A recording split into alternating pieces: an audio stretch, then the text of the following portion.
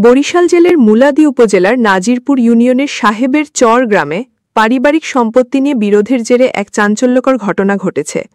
বিস্তারিত বিজয় বাংলা ডেস্ক রিপোর্টে।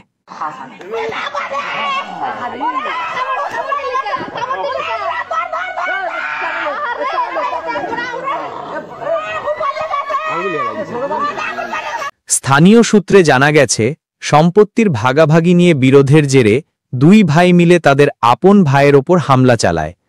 এই সময় তারা নৃশংসভাবে তার চোখ উঠিয়ে নেয়, যা এলাকায় ব্যাপক ক্ষোভের সৃষ্টি করেছে। গুরুতর আহত অবস্থায় ভুক্তভোগীকে দ্রুত হাসপাতালে ভর্তি করা হয়। ঘটনাটি জানাজানি হলে স্থানীয়দের মাঝে তীব্র প্রতিক্রিয়া দেখা দেয় এবং এলাকায় উত্তেজনা ছড়িয়ে পড়ে।